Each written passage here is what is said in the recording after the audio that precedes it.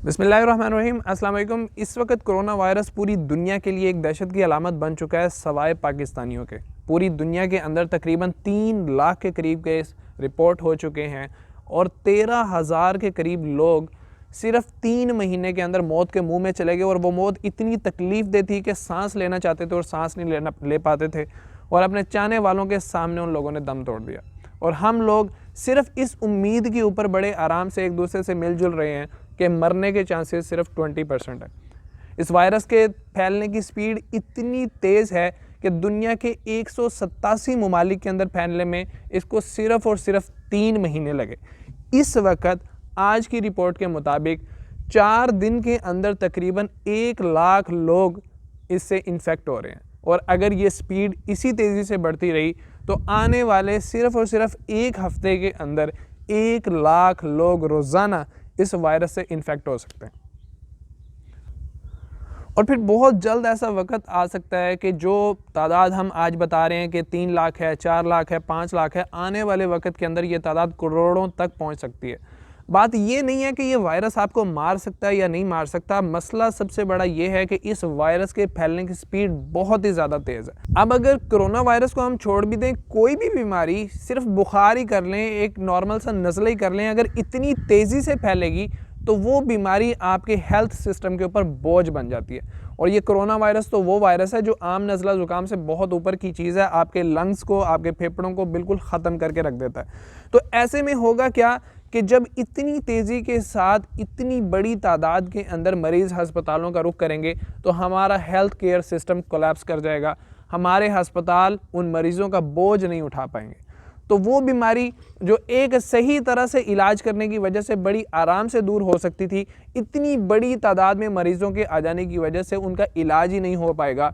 और बहुत सारे लोग जो ज़िंदा बच सकते थे, इलाज ना होने की वजह से मौत के मुंह में चले जाएंगे। और फिर जैसे जैसे लोग बीमार होंगे, इलाज करवाना चाहेंगे, इलाज नहीं मिलेगा, तो उसके नतीजे में जो खौफ और जो अफरा तफरी फैलेगी वो इस मुल्क के लिए, इस पूरी दुनिया के लिए इस वायरस से भी ज़्यादा तबाहकुन हो सकती है। मैं इस टॉपिक पे वीडियो नहीं बनाना चाहता था, ये टॉपिक मेरा टॉपिक नहीं है, लेकिन बहैसियत कौम मैं अपना बिहेवियर देख के कुछ लोग इसको मसाजिद को बंद करने की साजिश कह रहे हैं, कुछ लोग 3 दिन के अंदर इसका इलाज बता रहे हैं, कुछ लोग कह रहे हैं कि इससे परेशान होने की बिल्कुल भी कोई ज़रूरत नहीं है, वैसे ही एक हवा बना के रख दिया गया है। जबकि दूसरी अक़वाम को मैं देख रहा हूँ कि रूस के अंदर बाकायदा जंगी मशक़ें शुरू हो चुकी हैं। मतलब जंगी बुनियादों पे जब किसी काम को करना चाहिए, हिफाजती इक़दामात को, तो वहाँ पे कोरोना वायरस से बचने के लिए मशक़ें शुरू कर दी गई हैं।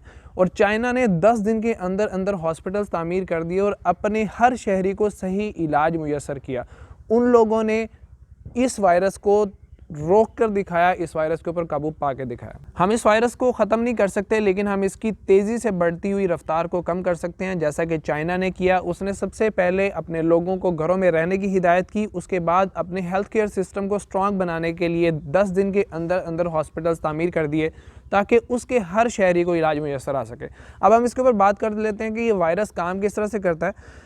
ये वायरस पहले भी मौजूद था, लेकिन इस वायरस ने अपने अंदर कुछ तब्दीलियां की जिसकी वजह से ये इतना ख़तरनाक हो चुका है। अब ये किसी भी चीज़ के ज़रिए से, हमारी नाक के ज़रिए से, हमारे मुंह के ज़रिए से, हमारे फेफड़ों के अंदर दाखिल हो जाता है। अल्लाह ताला ने हमारे फेफड़ों के ऊपर एक डिफेंस सिस्टम बनाया हुआ है, एक लेयर बनाई हुई है जो हमारे फेफड़ों के अंदर किसी भी किस्म के लिक्विड को बाहर से जाने से रोकती है। वो लिक्विड फेफड़ों के अंदर दाखिल नहीं हो पाता।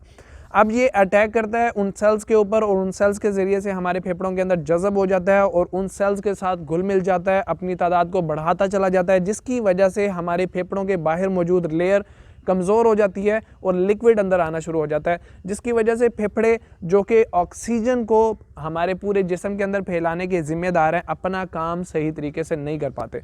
लेकिन यहाँ पे इसकी सही तबाही शुरू नहीं होती है, तबाही थोड़ा सा आगे जाके शुरू होती है। जब इसकी तादाद काफ़ी ज़्यादा बढ़ जाती है तो हमारे जिस्म का मुदाफ़ियत का निज़ाम जागता है, जिसको हम इम्यून सिस्टम कहते हैं। वो इम्यून सिस्टम इन सेल्स को मारने के लिए जब इन सेल्स की तरफ आता है तो ये वायरस इतना ख़तरनाक है कि हमारे उन सेल्स को कंफ्यूज कर देता है। उनको पता नहीं चलता कि मैंने मारना किसको है और छोड़ना किसको है, जिसकी वजह से वो या तो अपने आप को मारना शुरू कर देते हैं या अपने ही साथियों को मारना शुरू कर देते हैं, अच्छे सेल्स को मारना शुरू कर देते हैं। अब जो सेल जहाँ पे मरता है वो भी हमारे फेफड़ों के लिए एक मुसीबत पैदा कर देता है।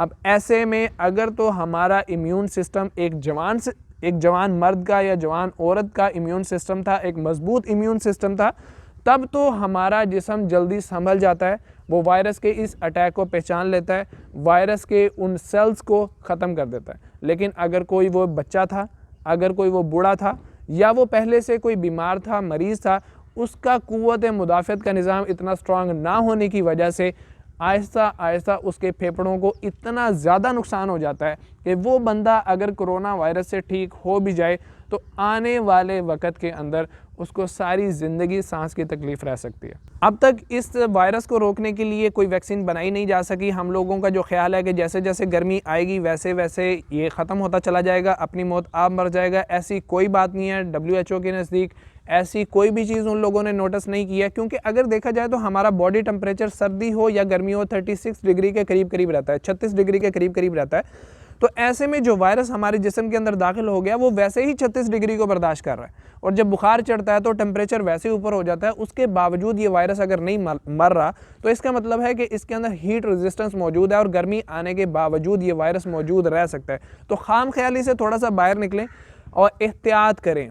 इसके मैं 2 इलाज आपको बताऊँगा। सबसे पहला इलाज कि जिस ज़ात ने इसको बनाया है वो ज़ात इसको ख़त्म करे। हम अल्लाह ताला से दुआ करें। इसके अंदर मुफ्ती तकी उस्मानी साहब ने दुआएं बताएं कि आप सल्लल्लाहु अलैहि वसल्लम की ज़ियारत हुई और उन्होंने फरमाया कि जो शख्स दिन के अंदर 3 दफ़ा सूरह फातिहा पढ़ेगा, 3 दफ़ा सूरह इखलास पढ़ेगा और 313 मरतबा हस्बुनल्लाहु व निअमल वकील पढ़ेगा, अल्लाह ताला उसको इस बीमारी से महफूज फरमाएंगे।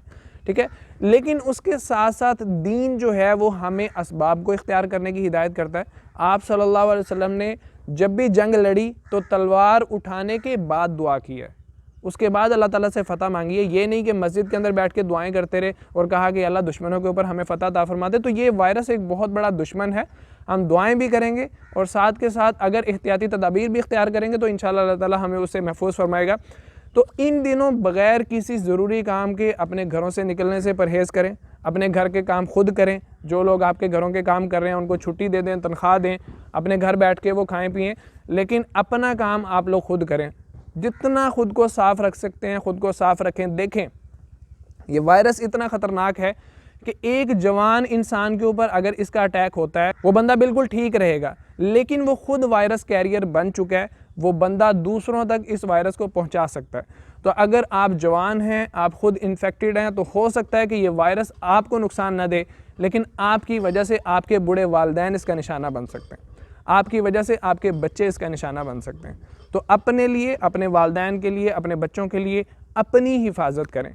बाहर जाएं, घर आके कपड़े चेंज कर सकते हैं, कपड़े चेंज करें, हाथों को धोएं। साबुन के ज़रिए से 20 सेकंड तक हाथ धोने के बारे में कहा जा रहा है कि सैनिटाइज़र के इस्तेमाल से ज़्यादा बेहतर है। इसकी वजह से आपके जो वायरस आपके हाथों को लग चुका होता है वो अच्छे तरीके से ख़त्म हो जाता है। उसके अलावा नाक साफ़ करने के लिए रुमाल वगैरह का इस्तेमाल बिल्कुल भी ना करें, टिशू का इस्तेमाल करें और साफ़ करने के बाद टिशू को फौरी तौर पर फेंक दें। मतलब एहतियातें जितनी भी हैं उनके अंदर सिर्फ़ और सिर्फ एक बुनियादी चीज़ है कि आपके मुंह से या नाक से जो भी मवाद निकल रहा है, थूक निकल रहा है या जो भी निकल रहा है, वो आपके जिस्म के ऊपर बाकी नहीं रहना चाहिए। वो जिस इंसान के भी टच के अंदर आएगा वो इंसान इससे इन्फेक्ट हो सकता है। ये वायरस हवा के ज़रिए से नहीं फैल सकता, इसलिए अगर कोई बंदा आपसे 4 फुट 5 फुट दूर बैठा हुआ है तो वो आपसे बिल्कुल महफूज है, उसे आपसे कोई भी ख़तरा नहीं है। ये इस वायरस की एक अच्छी बात है जो हमें इससे बचने के अंदर मददगार साबित हो सकती है। तो उम्मीद है इस वीडियो के ज़रिए से आपको एक पैगाम मिला होगा, एक कौम बनने का पैगाम मिला होगा कि हमें किस तरह से अपने बच्चों की और अपने मुल्क की इस वायरस से हिफाजत करनी है। तो अगर वीडियो पसंद आई है तो दोस्तों के साथ इसको शेयर ज़रूर कीजिएगा। अपने ख्यालात का इजहार कमेंट्स के अंदर करके मुझे ज़रूर बताइएगा। मज़हर अली को इजाज़त दीजिए। अल्लाह हाफ़िज़।